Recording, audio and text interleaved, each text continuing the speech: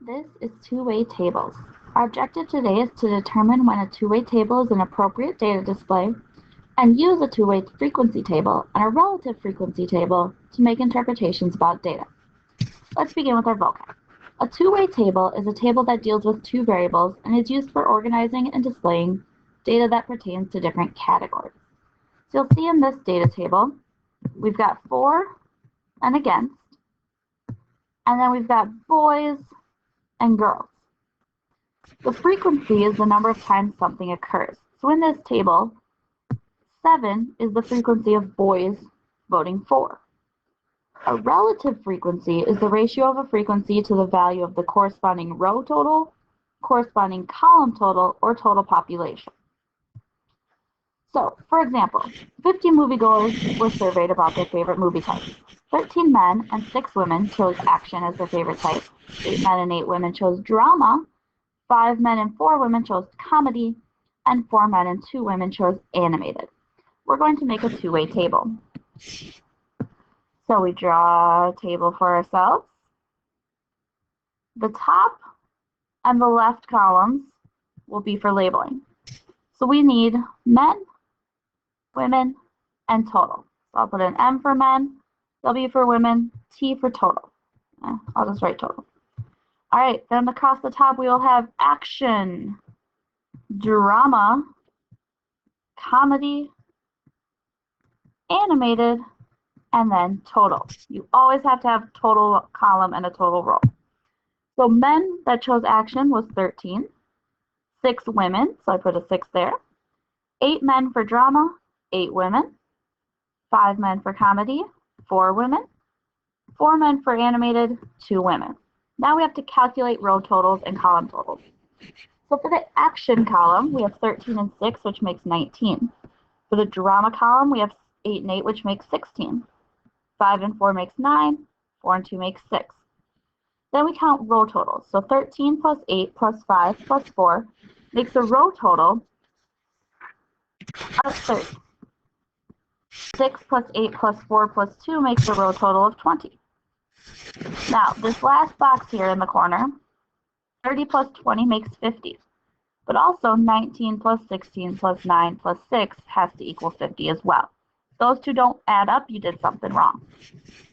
Now we want to find the most popular type of movie. The most popular type will be from these numbers along the bottom. Most popular type is action movies.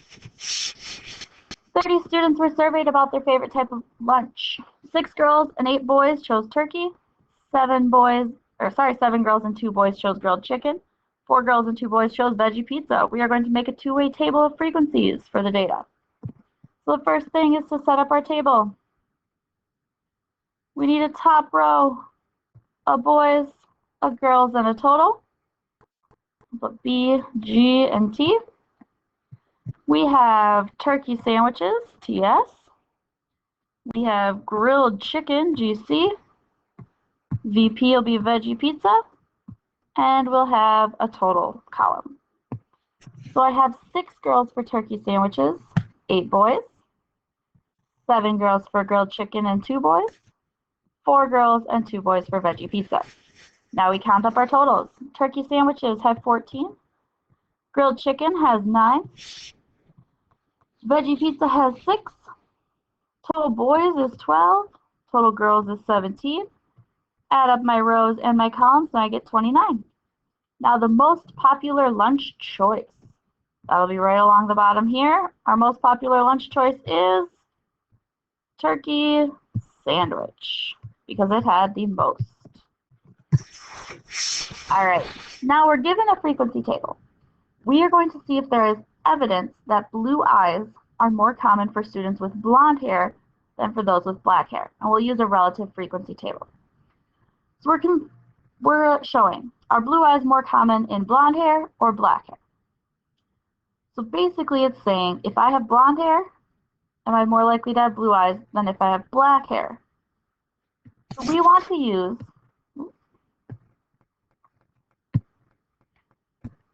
the totals for hair color. Basically, we're going to cut off this last column. So we're going to make a new table. So with brown, blue, green, and total. So blue, brown, green, and total.